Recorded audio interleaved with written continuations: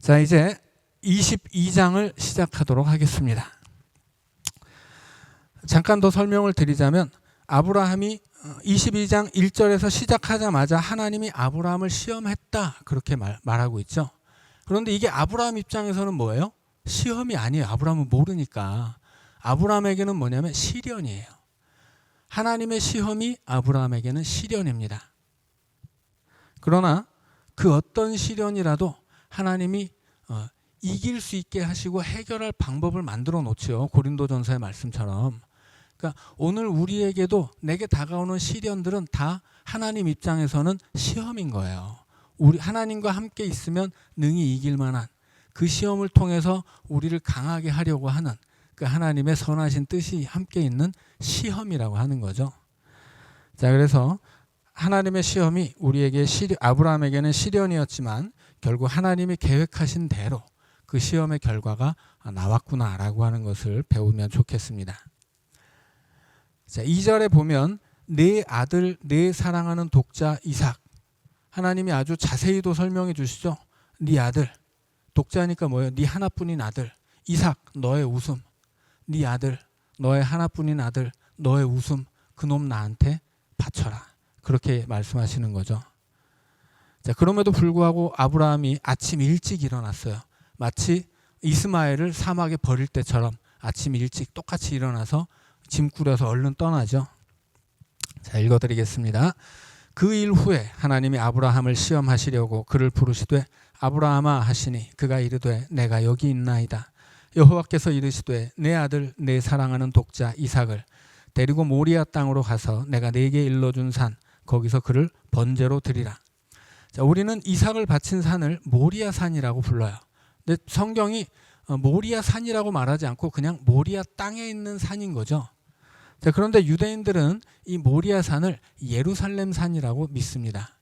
그리고 사마리아 사람들은 이 모리아 산을 그리심 산이라고 믿어요. 자, 이 예루살렘과 그리심은 유대인들과 사마리아인들에게 그 예배드리는 산이었죠. 자, 유대인들이 그렇게 믿는 이유는 역대기를 보면 역대기하 3장 1절을 보면 예루살렘을 모리아 산이라고 부릅니다. 그러나 그렇다고 해서 여기 나오는 그 산이 그 예루살렘은 아니에요. 모르는 거죠, 정확히 말하면. 왜냐하면 창세기 22장에서는 모리아 땅에 있는 산이고 역대하 3장 1절에서는 예루살렘을 구체적으로 모리아 산이라고 불러요. 그러니까는 이 두 가지가 완전히 똑같을 수는 없는 거죠. 자, 여튼 유대인들과 사마리아인들은 그런 전설을 가지고 살았습니다. 아브라함이 아침에 일찍이 일어나 나귀의 안장을 지우고 두 종과 그의 아들 이삭을 데리고 번제에 쓸 나무를 쪼개어 가지고 떠나 하나님이 자기에게 일러주신 곳으로 가더니 제3일에 아브라함이 눈을 들어 그곳을 멀리 바라본지라. 이에 아브라함이 종들에게 이르되 너희는 나귀와 함께 여기서 기다리라. 내가 아이와 함께 저기 가서 예배하고 우리가 너희에게로 돌아오리라 하고 아브라함이 이에 번제나무를 가져다가 그의 아들 이삭에게 지우고 자기는 불과 칼을 손에 들고 두 사람이 동행하더니 이삭이 그 아버지 아브라함에게 말하여 이르되 내 아버지여 하니 그가 이르되 내 아들아 내가 여기 있노라. 보통 아버지가 아버지 그럼 어떻게 해요? 대답을 왜? 그러잖아요. 그런데 여기서 아브라함 뭐라고 그래요? 내 아들아 내가 여기 있노라. 지금 아브라함의 대답은 굉장히 비장한 거예요. 지금 아브라함이 하나님의 말씀을 믿고 우리가 저 예배하고 반드시 둘이 돌아올 것이다 이렇게 고백한 것처럼 믿는 것은 분명한데 그럼에도 불구하고 아들을 번제로 드리기 위해서 때려잡아야 하는 이 아버지의 마음은 지금 매우 어둡고 힘든 거예요. 그래서 아들이 아버지를 부를 때 왜 아들아 나요 아버지 여기 있다 이제 그렇게 대답하는 거죠. 자, 그럼에도 불구하고 그 아버지로서의 아픔을 가지고 있음에도 불구하고 영원한 아버지이신 하나님의 말씀을 따르고 있는 거예요. 지금 아브라함에게 요구되는 믿음이 바로 그것인 거죠. 하나님의 말씀을 그렇게 듣는 것이에요. 자, 이삭이 아버지와 하니 그가 이르되 내 아들아 여기 있노라 대답합니다. 이삭이 이르되 불과 나무는 있거니와 번제할 양은 어디 있나이까? 아브라함이 이르되 내 아들아 번제할 어린 양은 하나님이 자기를 위하여 친히 준비하시리라 하고 두 사람이 함께 나아가서 하나님이 그에게 일러주신 곳에 이른지라. 자, 이 대목에서 우리가 봐야 할 것은 지금 아브라함이 그 두렵고 불안한 마음을 가지고 있음에도 불구하고 앞으로 어떤 일이 벌어질 것인지 분명하게 짐작하고 있다는 거예요. 하나님이 자기 아들 그냥 죽이지 않을 것이라고 하는 걸 믿는 거죠. 그래서 아침 일찍 그 아들을 데리고 오고 우리가 저 멀리 보이는 산에 가서 예배하고 같이 돌아올 거라고 이야기를 하죠. 그리고 번제할 제물이 어딨냐고 하니까 하나님이 친히 준비하실 것이다. 이거 거짓말이 아니잖아요. 실제로 지금 있는 사실을 지금 아브라함이 미리 말하고 있는 거죠. 그러니까 지금 하나님이 계획하신 일을 아브라함이 짐작하고 있을 뿐 아니라 알고 있다는 거예요. 이런 것을 신약으로 가서 예수님의 표현을 빌리자면 하나님이 아브라함 안에 있고 아브라함이 하나님 안에 있는 거예요. 그러니까 이 아브라함의 믿음의 수준이라고 하는 것은 그렇게 하나님 안에 있으며 또 하나님이 그의 안에 있어서 하나님의 예수님도 제자들에게 말씀하시죠. 내가 이제부터 너희들 친구로 부르겠다. 왜? 예수님의 말씀을 듣고 따르고 행하니까. 그렇게 예수님 분명히 말씀하시죠. 예수님의 친구는 아무나 친구가 되는 게 아니에요. 예수님의 말씀을 그대로 따라 행하는 제자들이 예수님의 친구가 됩니다. 지금 여기서 아브라함도 하나님의 말씀을 그대로 따르고 행하고 있죠. 그래서 하나님이 그에게 어떤 일을 이루어 주실지 지금 눈에 보이듯이 지금 말을 하고 있는 거예요. 계속 읽어갑니다. 이에 아브라함이 그곳에 제단을 쌓고 나무를 벌려놓고 그의 아들 이삭을 결박하여 제단 나무 위에 놓고 손을 내밀어 칼을 잡고 그 아들을 잡으려 하니 여호와의 사자가 하늘에서부터 그를 불러 이르시되 아브라함아 아브라함아 하시는지라. 아브라함이 이르되 내가 여기 있나이다 하매 사자가 이르시되 그 아이에게 내 손을 대지 말라. 그에게 아무 일도 하지 말라. 내가 내 아들 내 독자까지도 내게 아끼지 아니하였으니 내가 이제야 내가 하나님을 경외하는 줄을 아노라. 아브라함이 눈을 들어 살펴본즉 한 숫양이 뒤에 있는데 뿔이 수풀에 걸려 있는지라. 아브라함이 가서 그 숫양을 데려다가 아들을 대신하여 번제로 드렸더라. 아브라함이 그 땅 이름을 여호와 이레라 하였으므로 오늘날까지 사람들이 이르기를 여호와의 산에서 준비되리라 하더라. 여호와의 사자가 하늘에서부터 두 번째 아브라함을 불러 이르시되 여호와께서 이르시기를 내가 나를 가리켜 맹세하노니 네가 이같이 행하여 내 아들 내 독자도 아끼지 아니하였은즉 내가 네게 큰 복을 주고 내 씨가 크게 번성하여 하늘의 별과 같고 바닷가의 모래와 같게 하리니 내 씨가 그 대적의 성문을 차지하리라. 또 내 씨로 말미암아 천하 만민이 복을 받으리니 이는 내가 나의 말을 준행하였음이니라 하셨다 하니라. 이에 아브라함이 그의 종들에게로 돌아가서 함께 떠나 부엘세바에 이르러 거기 거주하였더라. 이 일 후에 어떤 사람이 아브라함에게 알리어 이르기를 밀가가 당신의 형제 나홀에게 자녀를 낳았다 하였더라. 그의 맏아들은 우스요 우스의 형제는 부스와 아람의 아버지 그무엘과 게셋과 하소와 빌다스와 이들랍과 부두엘이라. 이 8사람은 아브라함의 형제 나홀의 아내 밀가의 소생이며 부두엘은 리브가를 낳았고 나홀의 첩 루마라 하는 자도 데바와 가함과 다하스와 마아가를 낳았더라. 아멘. 자, 아브라함이 처음 하란을 떠날 때 하나님의 말씀에 따라서 이제 하란을 떠나서 가나안에 오게 되죠. 아브라함의 믿음의 시작은 떠나는 거예요. 자, 이 신약으로 가면 예수님의 제자들의 믿음의 시작도 떠나는 것입니다. 예수님이 나를 따르라 하죠. 따르라 하면 어떻게 해야 돼요? 떠나야 되는 거예요. 자기들이 살던 곳을. 아브라함이든 예수님의 제자들이든 누구든 하나님의 백성이 되기 위해서는 하나님의 자녀가 되기 위해서는 떠나야 되는 거예요. 그게 믿음의 시작입니다. 그 완성은 어디냐? 완성이 어디예요? 이삭을 바치는 거예요. 이삭은 뭐예요? 이삭은 아브라함의 단 하나의 소망입니다. 최후의 소망이에요. 100세가 훨씬 넘은 아브라함에게 즐거움이라고 하는 게 뭐가 있겠어요? 이삭밖에 없는 거예요. 이삭 아니면 웃을 일이 없어요. 그래서 그의 이름이 이삭인 거예요. 그런데 하나님이 그 이삭을 내놓으라고 하잖아요. 그럼에도 불구하고 아브라함은 이삭을 드립니다. 아브라함의 믿음의 시작이 떠나는 것이라면 그의 믿음의 완성은 드리는 거예요. 자기 자신보다도 더 소중한 이삭조차 드릴 수 있는 것, 그게 아브라함의 믿음의 완성입니다. 제자들은 어때요? 요한복음의 마지막에서 베드로에게 예수님이 요구하는 건 뭐예요? 네가 나를 사랑하느냐? 내 양을 먹여라 하는 거죠. 예수님의 양은 풀을 먹지 않죠. 예수님의 살과 피를 먹어요.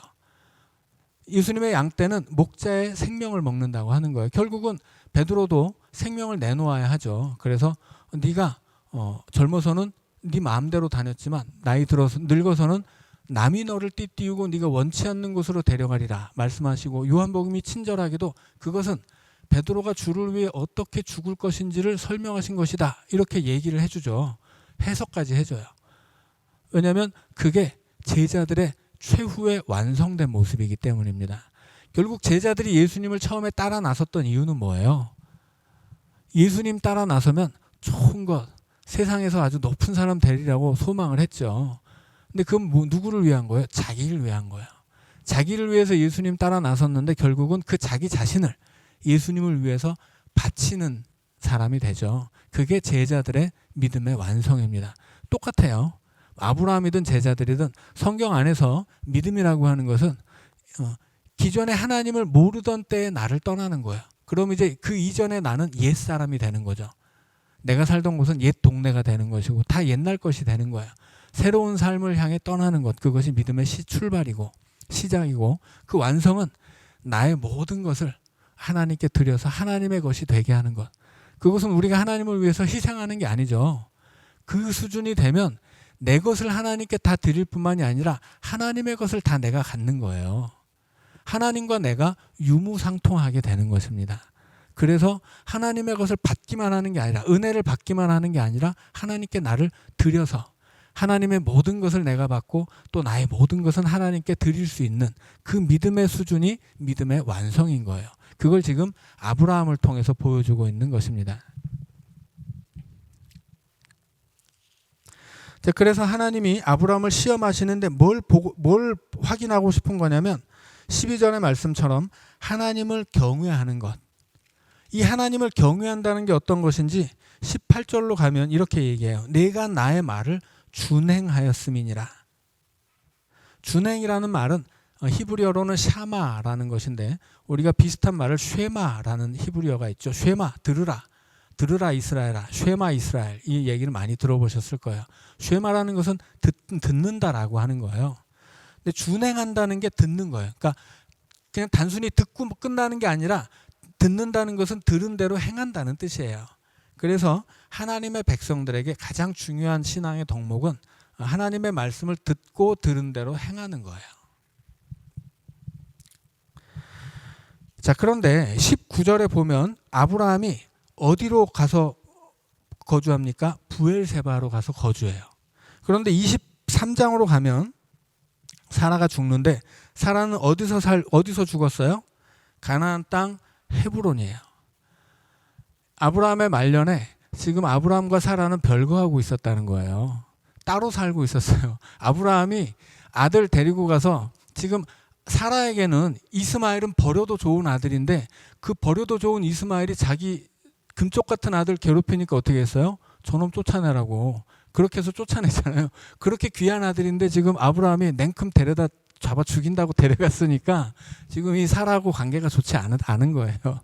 그래서 아브라함은 이삭을 바치러 갔다가 집으로 돌아가지 못하고 부엘세바로 갑니다. 그리고 그 이후에 자세한 이야기는 나오지 않지만 이제 사라는 헤브론에서 살고 최소한 한동안의 어느 기간까지는 아브라함은 부엘세바에서 살았던 거예요. 그러니까 하나님의 말씀에 순종하기 위해서 지금 이 부인되는 사라에게 크게 불순종한 거죠. 그래서 이 부부가 그렇게 별거하는 상황까지 갔습니다. 자, 이것은 중요한 얘기는 아니고 성경을 읽다 보니 왜 아브라함은 부엘세바로 가고 왜 사라는 헤브론에서 죽음을 맞이했을까? 이삭을 바칠 때 이 두 부부지만 그 뜻이 완전히 달랐구나. 아브라함이 혹시라도 사라한테 붙잡힐까 봐 아침 일찍 이렇게 이삭 데리고 출발한 것이었구나. 이제 그런 것을 좀 발견했습니다. 그리고 이제 하나님이 그 모리아 산에서 이제 맹세를 하죠. 내가 약속해 준 거 너 반드시 이루어줄 거야. 걱정하지 마. 이제 그렇게 맹세하시죠. 그리고서 그 이어지는 이야기가 뭐예요? 리브가가 태어났다는 이야기입니다. 이제 하나님께 바친 아들, 아브라함의 아들이었지만 이제 온전히 하나님께 바쳐져서 하나님의 아들이 된 그 이삭의 배우자가 탄생한 거예요. 그래서 이제 장차 이 모리아산에서 바쳐진 이삭과 지금 태어난 리브가가 만나서 그 이후로 하나님이 약속한 것처럼 하늘의 별처럼 많은 자손을 이루어 가게 될 것이고, 그 약속을 맹세함과 동시에 그 약속을 이루어줄 또 다른 이삭의 반쪽 리브가가 태어났다는 이야기를 들려주고 있는 것입니다. 자, 23장 읽어드립니다. 23장은 이제 사라가 죽고 사라의 장례를 위해서 막벨라 굴을 사는 이야기입니다. 사라가 127세를 살았으니 이것이 곧 사라가 누린 햇수라. 사라가 가나안 땅 헤브론 곧 기럇 아르바에서 죽음에 아브라함이 들어가서 사라를 위하여 슬퍼하며 애통하다가 그 시신 앞에서 일어나 나가서 헷 족속에게 말하여 이르되 나는 당신들 중에 나그네요 거류하는 자이니 당신들 중에서 내게 매장할 소유지를 주어 내가 나의 죽은 자를 내 앞에서 내어다가 장사하게 하시오. 헷 족속이 아브라함에게 대답하여 이르되 내 주여 들으소서. 당신은 우리 가운데 있는 하나님이 세우신 지도자이시니 우리 묘실 중에서 좋은 것을 택하여 당신의 죽은 자를 장사하소서. 우리 중에서 자기 묘실에 당신의 죽은 자 장사함을 금할 자가 없으리이다. 아브라함이 일어나 그 땅 주민 헷 족속을 향하여 몸을 굽히고 그들에게 말하여 이르되 나로 나의 죽은 자를 내 앞에서 내어다가 장사하게 하는 일이 당신들의 뜻일진데 내 말을 듣고 나를 위하여 소알의 아들 에브론에게 구하여 그가 그의 반머리에 있는 그의 막벨라 굴을 내게 주도록 하되 충분한 대가를 받고 그 굴을 내게 주어 당신들 중에서 매장할 소유지가 되게 하기를 원하노라 하매 에브론이 헷 족속 중에 앉아있더니 그가 헷 족속 곧 성문에 들어온 모든 자가 듣는 데서 아브라함에게 대답하여 이르되 내 주여 그리 마시고 내 말을 들으소서. 내가 그 밭을 당신에게 드리고 그 속의 굴도 내가 당신에게 드리되 내가 내 동족 앞에서 당신에게 드리오니 당신의 죽은 자를 장사하소서. 아브라함이 이에 그 땅의 백성 앞에서 몸을 굽히고 그 땅의 백성이 듣는 데서 에브론에게 말하여 이르되 당신이 합당히 여기면 청하건대 내 말을 들으시오. 내가 그 밭 값을 당신에게 주리니 당신은 내게서 받으시오. 내가 나의 죽은 자를 거기 장사하겠노라. 에브론이 아브라함에게 대답하여 이르되 내 주여 내 말을 들으소서. 땅값은 은 400세겔이나 그것이 나와 당신 사이에 무슨 문제가 되리이까. 당신의 죽은 자를 장사하소서. 아브라함이 에브론의 말을 따라 에브론이 헷 족속이 듣는 데서 말한 대로 상인이 통용하는 은 400세겔을 달아 에브론에게 주었더니 마므레 앞 막벨라에 있는 에브론의 밭 곧 그 밭과 거기에 속한 굴과 그 밭과 그 주위에 둘린 모든 나무가 성문에 들어온 모든 헷 족속이 보는 데서 아브라함의 소유로 확정된지라. 그 후에 아브라함이 그 아내 사라를 가나안 땅 마므레 앞 막벨라 밭 굴에 장사하였더라. 마므레는 곧 헤브론이라. 이와 같이 그 밭과 거기에 속한 굴이 헷 족속으로부터 아브라함이 매장할 소유지로 확정되었더라. 아멘. 자, 여기서 중요한 내용은 뭐냐면 아브라함이 법적으로 분명하게 법적인 과정을 다 지켜서 땅을 매입하고 그 증인들을 다 세웠다라고 하는 거예요. 지금 이 헤브론이라는 동네 성문 앞에서 일이 이루어지고 있죠. 이 성문 앞은 구약시대에 항상 재판하는 자리입니다. 재판 자리가 성문 앞이에요. 그 성문 앞에 앉아있는 사람들은 그 재판의 판사가 될 수 있는 그 마을의 어른들입니다. 근데 지금 아브라함이 자기 아내 사라를 장사할 땅을 구입하기 위해서 이 마을의 성문 앞으로 그 마을 사람들을 다 불러 모은 거예요. 그리고 거기 모인 사람들을 증인으로 밭을 삽니다.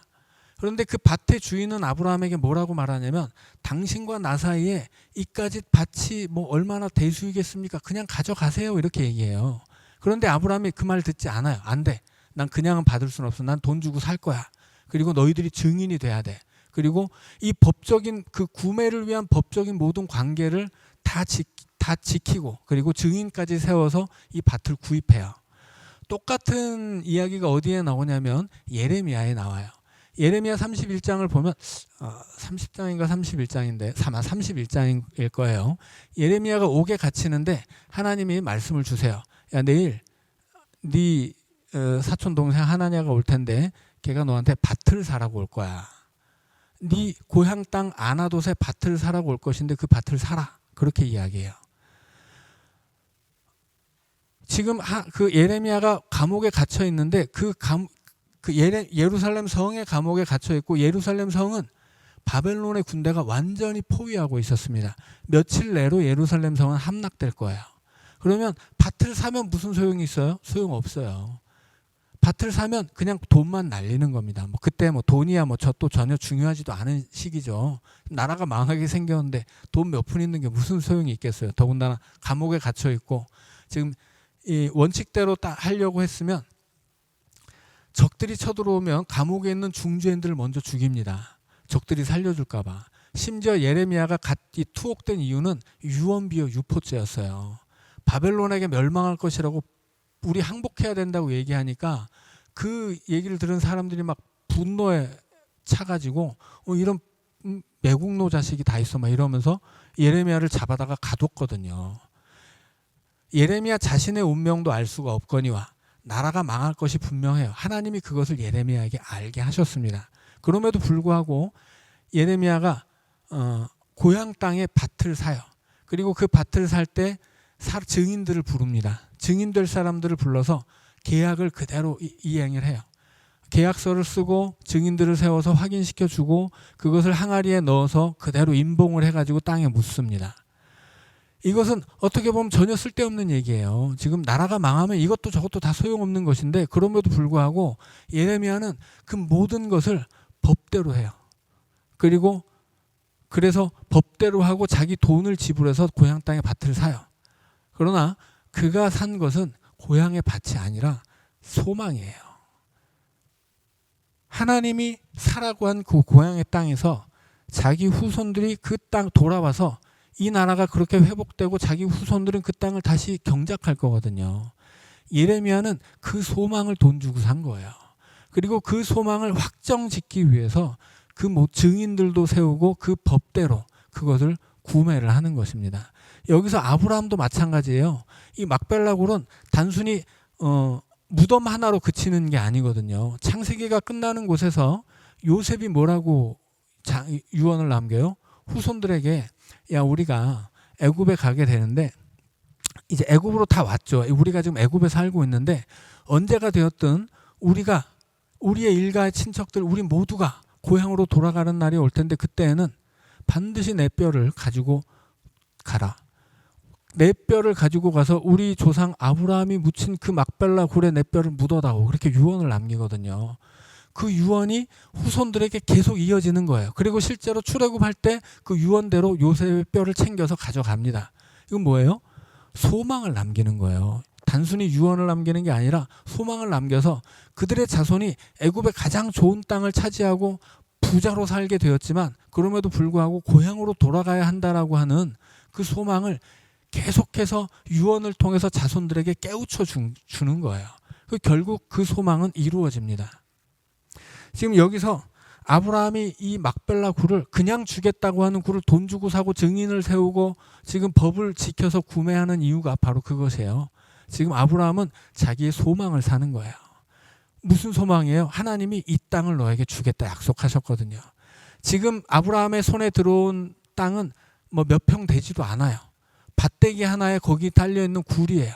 그러나 그 아브라함이 산 이것은 그는 그 몇 평의 땅만을 산 것이 아니라 하나님이 주신 그 소망을 사는 거예요. 그래서 이 몇 평 되지도 않는 이 막벨라 굴은 하나님이 약속하신 온 가나안의 온 땅이 된다라고 하는 것입니다. 그래서 지금 여기서 이 막벨라 굴 하나를 사는 이야기를 이렇게 길게 기록하고 있는 거예요. 이것은 정말 중요한 일이거든요.